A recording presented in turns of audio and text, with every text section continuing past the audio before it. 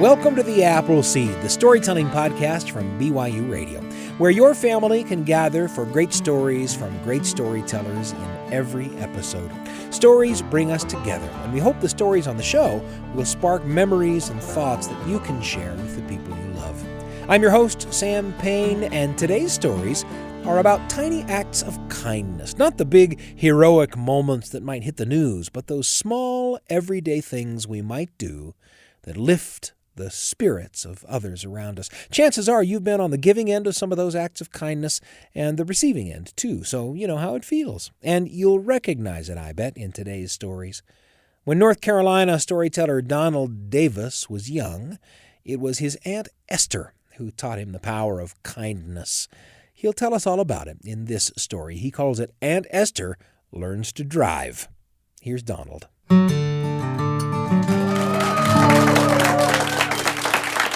Thank you. When I was a little boy, one of my favorite relatives was my Aunt Esther. She was one of my daddy's little sisters. She was born in 1908, so she was more like a grandmother to me. And many times, my mother would go leave me to spend the whole day at Aunt Esther's house. Now, Aunt Esther didn't drive, but Uncle Mark drove, and he would come home from work for lunch every day. And many days, when he would come home for lunch and he'd get ready to go back to work, Aunt Esther would say, "Mark, take me to town with Donald so we can go spend the afternoon in town." And I can remember the very first time we ever did that. I was 4 or maybe 5 years old. She turned to me and she said, go get some money. They had a big jar that was on the kitchen cabinet where I think when they came home from anywhere, they just dropped their coins in there, and it was mostly full of coins. And I started to dig coins out of that jar, and she said, just get pennies. And I knew what that meant because I knew what you could get for a penny: candy. And I dug out all the pennies I could find. They bulged out in my pocket, and we got in the car, and my Uncle Mark took us to town to spend the whole afternoon. I thought we were going to go to the dime store because that's where you got the candy for a penny. But she says, oh, no. There's some other reason we brought the pennies. See, in those days, we had parking meters in town. You would park your car, and you could put in a penny and get 12 minutes on the parking meter, or you could put in a nickel and get a whole hour on the parking meter.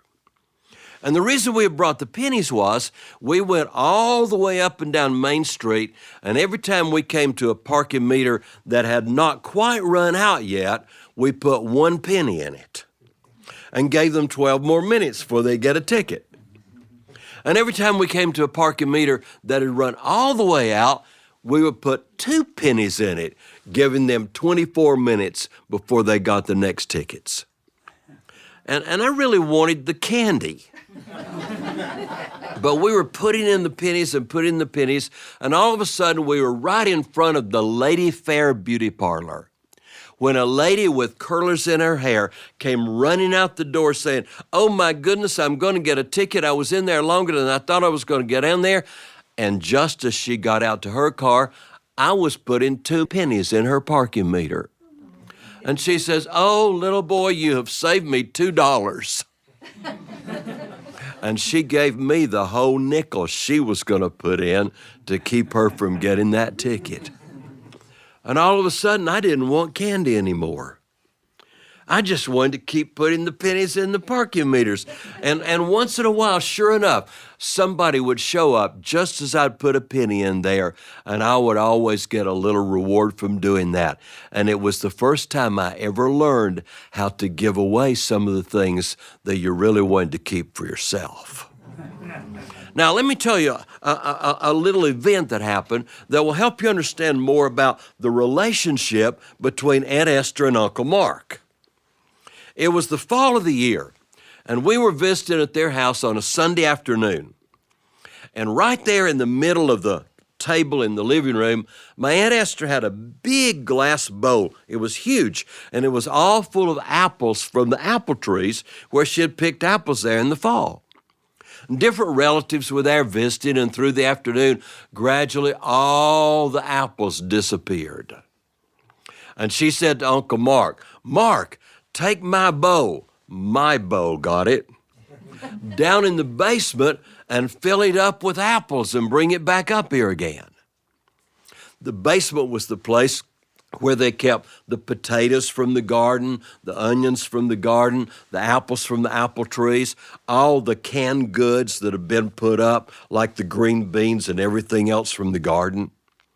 And every time Aunt Esther would bring up, say, a quart of green beans for supper, it was easy to go down and bring the beans up when the jar was full, but when the jar was empty, it was just too far to take it all the way back down there. And so she would put those jars on the top steps until the steps were so full you couldn't get up, and then she'd carry them all back at once. Uncle Mark didn't know that. And he had that bowl right in front of him, blocking his vision completely.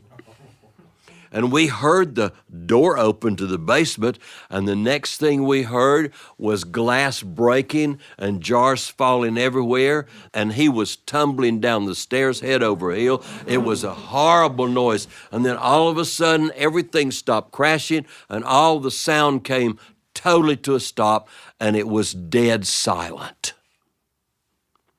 And Aunt Esther said, "Mark, did you break my bowl?" And he said, "Not yet." But that helps you understand how the two of them got along with each other. Now, I already told you she didn't drive, but in spite of her not driving, they still had two cars. Uncle Mark had his work car. We called it his pumpkin car.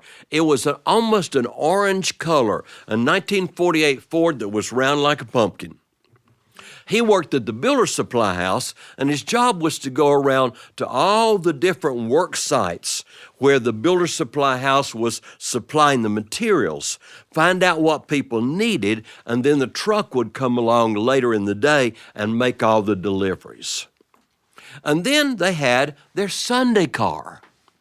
It was a blue Pontiac with a sun visor in the front and long chrome stripes that came down over the engine hood and a hood ornament that looked like Chief Pontiac, and it would light up at night when you turned the lights on.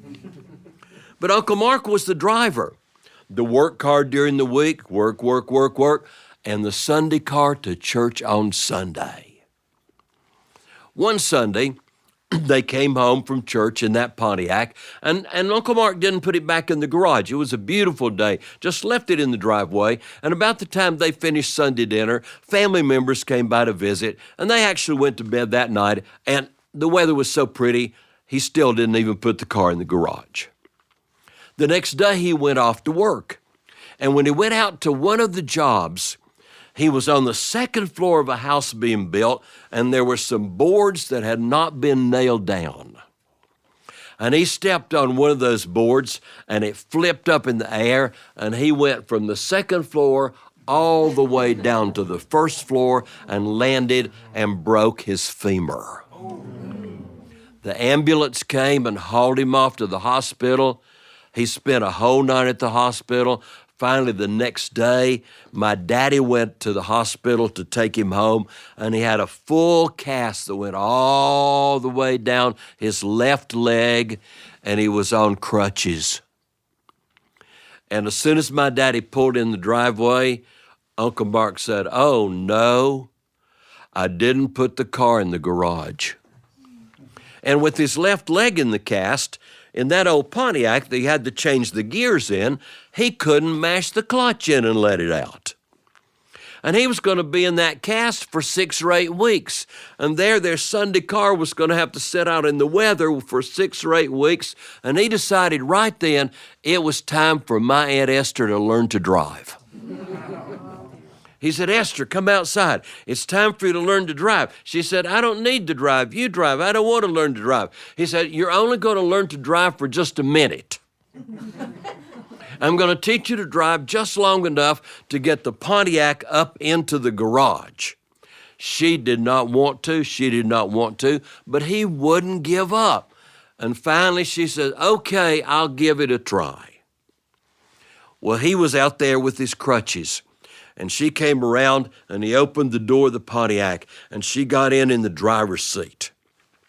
And he leaned over and he wiggled the gear shift till it was in neutral. And then he told her how to turn on the switch. He had to pull out, in those days, the choke and the throttle. And then he got her to mash the button and the car started. And he pushed the choke back in, but he left the throttle out just a little bit, so that way she wouldn't even have to worry about the gas pedal. That car would just go forward on its own. And then there on his crutches, he began to explain what to do. He said, now, Esther, you take your left foot and you push in the clutch. What's that? It's that pedal right there by your left foot. And she pushed in the clutch. And then he leaned across her in the window and he pulled the Pontiac back into low gear. And then he said, now here's what you do, Esther. You won't have to mess with the gas. I already pulled the throttle out a little bit. Very slowly, let out the clutch, very slowly. And the car will start moving forward, and very slowly, it'll go right up in the garage. And when you get it in the garage, push in the clutch. Now, it hadn't occurred to him that she was not born knowing that you also put on the brake. And he stood there on his crutches saying, let out the clutch, let out the clutch, let out the clutch. And the Pontiac started moving forward. She let it on out. And here it went zooping up into the garage. Once in the garage, she pushed in the clutch. The Pontiac didn't even slow down. It went kabam into the other end of the garage, and here it came backwards, rolling down the driveway. He's jumping up and down. Let out the clutch, let out the clutch, let out the clutch. Here comes the clutch. It starts up in there again. She pushes in the clutch. Bam! Again. Here it comes back out of the garage, down through the driveway. Let out the clutch, let out the clutch, let out the clutch. Here it goes up the hill into the garage, and fortunately this time she killed the engine and it stopped. And she got out of the car, and she came walking out of the garage, just dusting her hands off like she'd done a great job. And Uncle Mark said, why didn't you stop when you had it in the garage, Esther? She said, I put it in there 3 times. Why didn't you shut the doors? Well, after that day, she decided she really wanted to learn to drive. And so gradually he gave her lessons and gave her lessons. And she did pretty well, except as she went down the road, she just kind of, went like this. And the car went like this. And he said, Esther, you don't need to do that. Go straight, go straight. And she kept saying, I can't feel it, I can't feel it, I can't feel it. Well, he tied a string to the top of the steering wheel and let it hang down and said, just keep that string in the middle right there. You don't need to go like this. And sure enough, she got her eyes on the string and she wasn't going back and forth anymore. She was just going right down the road and everything worked just great till they came to a big curve. He hadn't thought about that. And she followed the string right off the side of the road into Homer West cornfield. And they had to borrow his tractor to pull her out again. So she decided then she did not need to learn to drive. The one driver in the family was just enough. We were traveling a year or so ago in Monterey, California. And I saw something there I just could not believe. They had parking meters, but the parking meters had little infrared sensors in them. So that if you parked in a parking place and you put in your quarters or 50-cent piece now, and you put 2 hours on the parking meter and you were only gone an hour and you came back, well, back when I was a little boy, the person who came next got all that time free. But those sensors, now when the car pulls out of that parking place, it cancels all that time, and whoever comes next has to start all over from zero. And I thought, that is just immoral. That's just stealing from people. I thought, what would my Aunt Esther do about that? And then I knew what she'd do about that.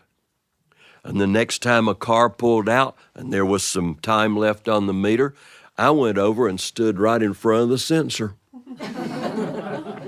so that it couldn't tell that car was gone, and stood there and waited till somebody else came along and parked in that same space. And then I stepped out of the way, and they got all the time that was left on the meter. And in that moment, I could hear my Aunt Esther say, "That's a good job, Donald. Put 2 pennies in the next one." Thank you. Thank you.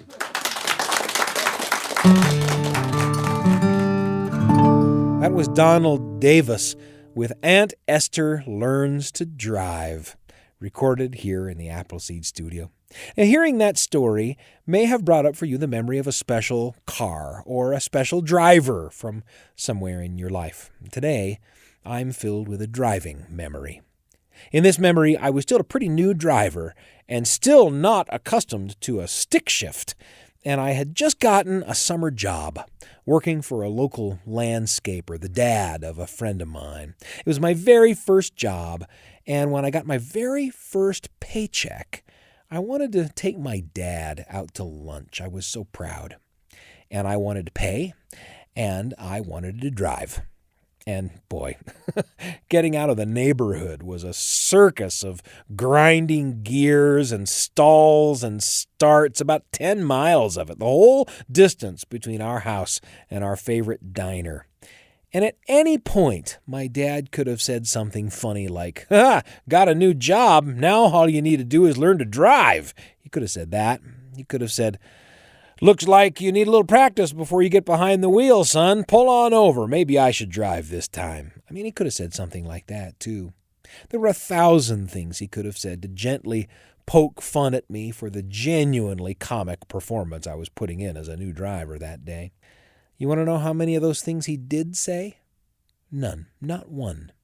And I don't know if it's because his son was taking him to lunch for the first time and he was proud of me, or if he just thought I needed to be proud of myself in that moment, needed to feel some kind of dignity. It might have been that.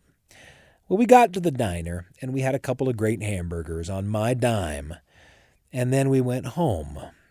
And we made it. We all survived, even the car. And I got better, honest, I did.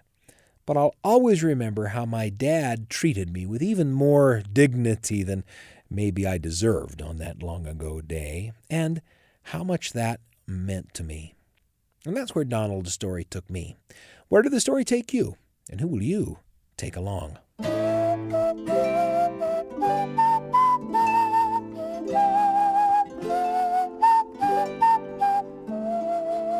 Hi, Sam here, and I want to take just a moment to let you know about a new podcast from BYU Radio. It's called Uncomfy, Sticking with Moments That Challenge Us. And it's a podcast in which you hear stories from people who experienced something, either tough advice from a close friend or engagement with somebody on the other end of the political spectrum, conversations that made them really uncomfortable. But instead of backing away or getting angry or defensive, they kind of leaned in. They sort of stuck with the discomfort and heard out the person that was communicating with them. And they're glad they did. Not because it changed their position, because it clarified their own beliefs. And Uncomfy, the podcast, features stories of folks who engaged in that way. It's really helping me engage with a world in which division really seems to be the norm. Uncomfy, Sticking with Moments That Challenge Us is the name of the podcast. And, you know, if you listen to the Appleseed, then you've heard us say stories bring us together. That's kind of how I feel about the conversations that happen on Uncomfy. You can find it wherever you might be listening. You can watch it on the BYU Radio app. It's a video and audio podcast. There are lots of great ways to engage with these conversations. Uncomfy, Sticking with Moments That Challenge Us. Check it out.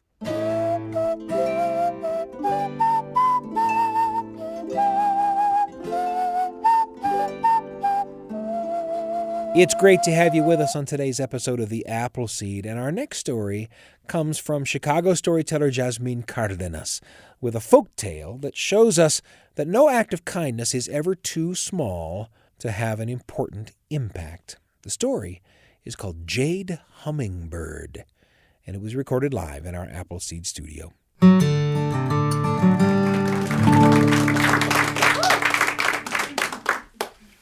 The hummingbird is the most delightful little animal, and it can be found in all of North America and Central America and down south in South America. Its feathers are a beautiful hues of green and turquoise and blue and iridescent purple in there. And the hummingbird is the only animal that can fly quickly and stop in midair, fly backwards, and stay flying in one spot without falling.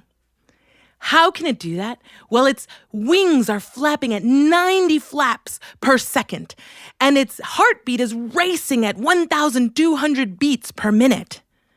You can see that this impressive animal came from a very special place. The people of the Mayan people in Guatemala and Central America, they speak of a time when the gods created everything, all things, and they took corn and made people. They took mud and built animals and gave everyone a job. Every human and life form had a purpose. And when all was created, they realized, we forgot one thing. We forgot a messenger. Who will be the messenger for the gods to the people and the people to the gods? And so there was no more mud and there was no more corn. And they looked around and they found a precious green stone, jade. And so they chiseled it into a little arrow, and the gods blew life into this jade. And out flew el colibri. Colibri is Nahua for hummingbird. The Mayan call it tsunum.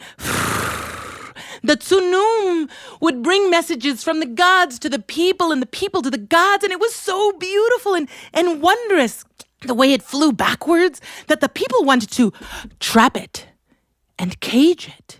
This angered the gods. No one should trap the hummingbird. El tsunum must fly freely. It has a very important job. If you trap it in a cage, how will it get our messages to the people? And so if you ever travel to Guatemala or Central America, you'll never see a hummingbird in a cage because the people respected the message and the messenger. El tsunum, el colibri, like I said, does not stay just in that Central American part. No, she travels all over and down in Brazil, what you and I call present-day Brazil. The people, the Guarani people that lived, they were known as the forest people.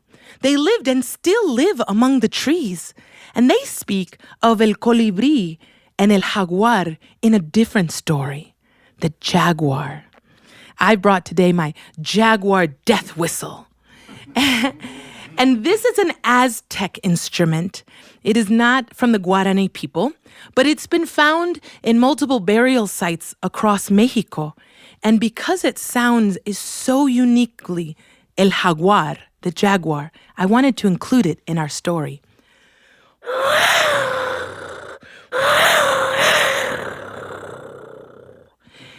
El jaguar is the biggest predator in this hemisphere. It is known by all the people of South America and Central America as the death animal because el jaguar is fast, so fast that in the time of a great fire in the Amazon rainforest, the jaguar was moving out, away from the fire, rushing as fast as it could, leading the way for all the animals to find their way out, when, he saw the most peculiar thing. El colibri was flying back in, flying in towards the fire. He called out, "Stop, amigo, stop! You're going to get burned in the flames." But the colibri was so fast and seemed to be with purpose. He flew straight past him and into the fire. The jaguar said, "It's okay, my friend will feel the flames and the heat, and he'll make his way out to safety." And as he raced out with all the animals, he saw El Colibri, that hummingbird, was flying out of the fire zone. And he felt happy that he would be saved as well, those beautiful iridescent wings flying away to safety. But then it came back, quick as could be. The jaguar called out. This caught the colibri's attention, and he said, "Stop, amigo. You're going to burn and perish in the flames. You're disoriented. Turn, go back, out. And the colibri said, "No, I must do my part.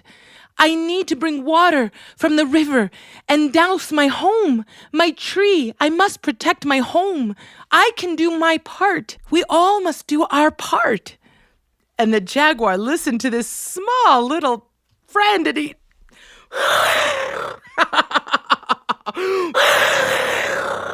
"Don't be silly. You're going to burn. You must get out. You're too small. What can you do?"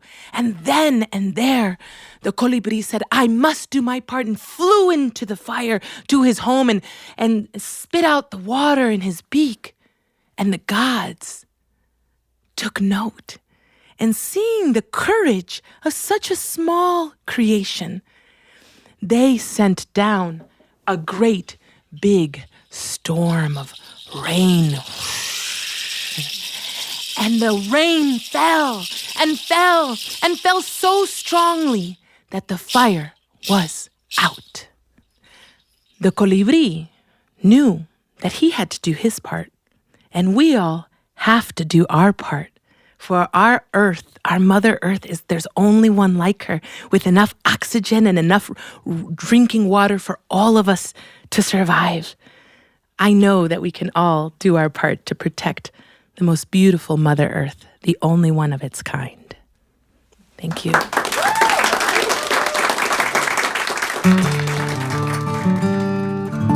Jasmin Cardenas with Jade Hummingbird. Was there a special person in your life that modeled kindness for you? Can you remember one of the first times you went out of your way to do something kind for someone else? Any good driving memories? I bet you've got some stories. We hope you'll share them with the people you love. In fact, we hope you'll share the stories with us. Email or message us with what stories came to mind for you as you listen to today's episode. Our email address is theappleseed@byu.edu. That's theappleseed@byu.edu. It's not the only way to get a hold of us, but it's a good one. Now, listener Moni Jackson recently wrote to us and said, "I'm brand new to the Appleseed podcast, and I must say I'm hooked. I love it. I've always been crazy about a good narrator, and the way these storytellers animate their voices sends me back to a happy childhood. Bravo, Appleseed." Listen, Moni, we're so glad you found us, and so glad that the stories that we're sharing with you bring back memories of your happy childhood. That's what they're for. Thanks for listening. We also want to thank Donald Davis and Jasmin Cardenas for their tales today. You've listened to their stories. Now it's time to share some of your own. The Appleseed is produced by me, Sam Payne, Wendy Folsom, Brian Tanner, and Kira Van Dam. The rest of the Appleseed team is Tristan Schetzel, Kay Hendricks, and Nico Wetzel. We're pleased and proud to be among the many podcasts produced by the BYU Radio family of shows. If you want more great storytelling for the whole family, then search for our companion podcast, Kaboom, where you'll hear original audio adventures for the whole family. You can find any episode of The Appleseed or Kaboom on YouTube, Spotify, Apple Podcasts, on the BYU Radio app, or at BYUradio.org. Don't forget to subscribe, rate us, and leave a review. That's how the shows grow. I'm Sam Payne, and we can't wait to be with you again on The Appleseed.